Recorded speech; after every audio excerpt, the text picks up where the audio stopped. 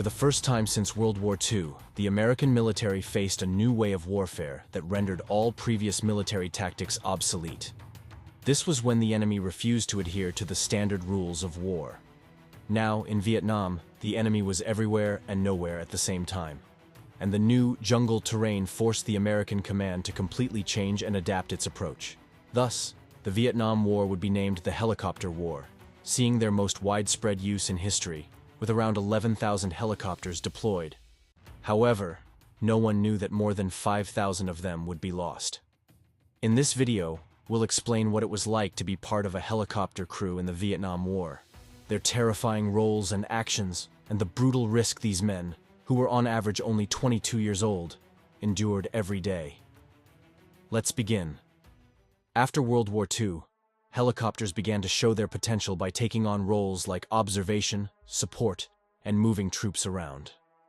They were mainly there to assist the usual ground and air forces.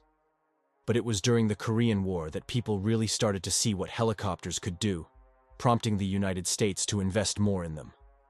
By the time the Vietnam War rolled around, newer helicopter models were ready to take the lead.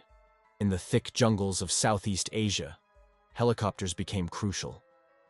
They introduced a whole new way of fighting called air assault. In Vietnam's tricky landscape, where it was hard to see and easy to get ambushed, helicopters, especially the UH-1 Huey, earned their glory.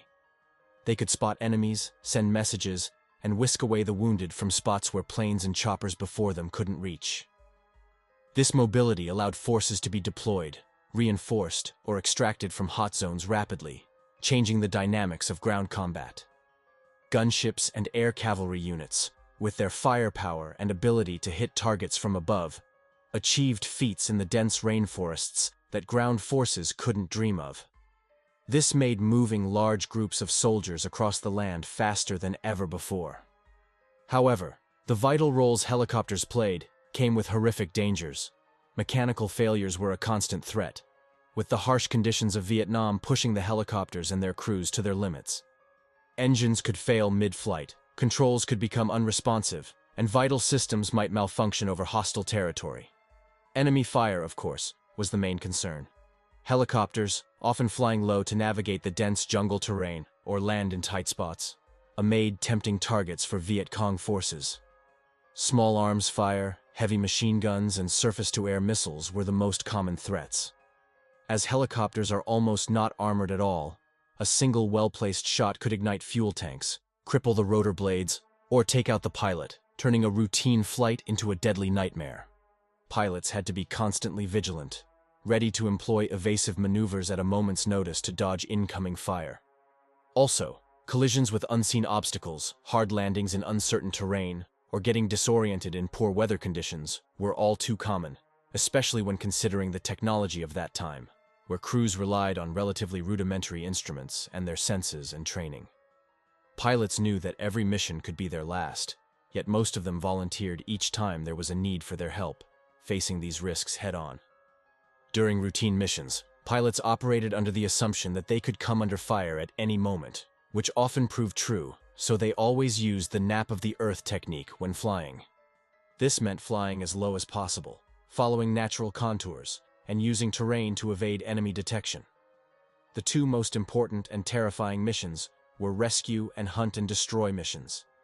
Rescue missions were particularly intense, with crews expected to lift off within 60 seconds of receiving the call, leading to groups sleeping under their helicopters, prepared to jump into action immediately. Rescue missions were especially dangerous because they always happened in close proximity to the enemy. Many pilots recalled that they often got eyeball to eyeball close with the enemy. After the call, the helicopter team would take off within a minute. Depending on the mission's requirements, they might carry reinforcements, ammunition, or prepare to rescue wounded soldiers or those in difficult situations needing extraction. M60 machine gunners usually manned the helicopter doors for protection. The process was always similar, with a focus on speed and coordination above all. Now, helicopters, especially the UH-1 Huey, with support from gunships such as the Cobra, would rapidly approach the fire zone, the so-called hot LZ, with little distance from one another.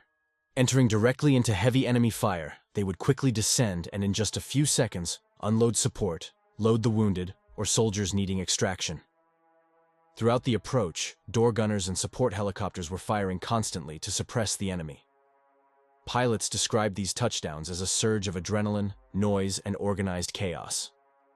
Rapidly, one after another, helicopters would attempt to land, complete their task, and immediately take off and move away from the area to safety. Helicopters were often hit multiple times by infantry weapons, machine guns, and rocket launchers. This was how most actions looked when bringing reinforcements, ammunition, rescuing downed pilots or wounded soldiers, and even extracting the fallen. It happened that a second helicopter coming to the aid of a downed crew, after extracting them, would be shot down, leading to some pilots being downed twice in a short period. For example, pilot Larry Earls was shot down 7 times, with enemies approaching within 6 feet of him.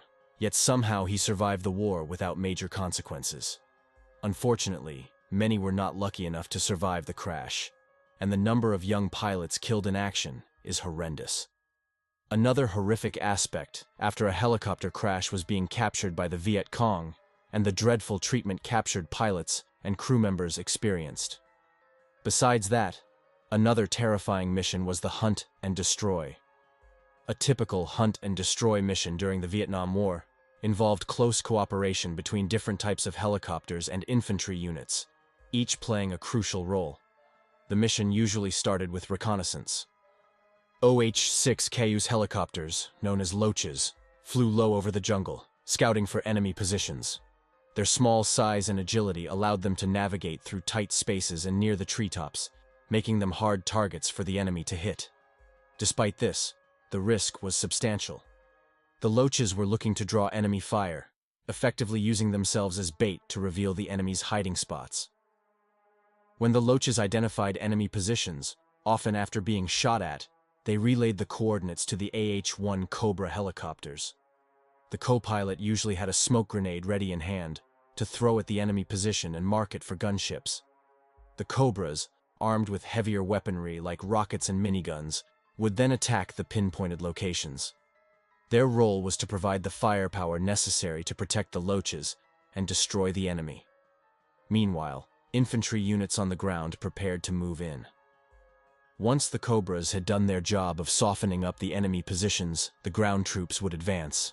The danger for all involved was high.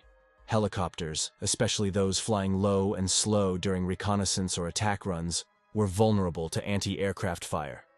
These hunt and destroy missions were a key tactic in the U.S. military strategy to combat guerrilla warfare tactics.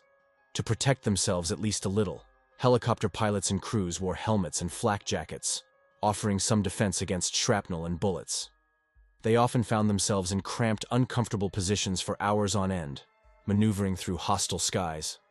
The constant vibration of the helicopter, combined with the need to remain hyper-alert to both the terrain and potential enemy fire, added to the physical strain. All this occurred under the almost unbearable hot and humid weather conditions of Vietnam. The psychological toll was even more profound.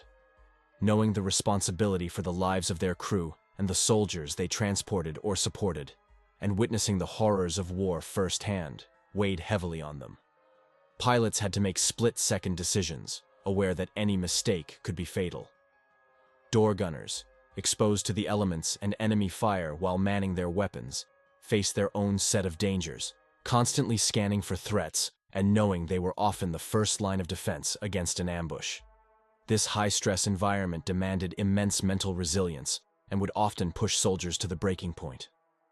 The cumulative effect of daily exposure to life-threatening situations, the discomfort and the adrenaline of flight, and the dire consequences of each decision left a lasting impact on those who served in these roles. It was a job that pushed humans to their limits, both physically and psychologically. What these individuals experienced and survived during the Vietnam War was nothing short of pure horror.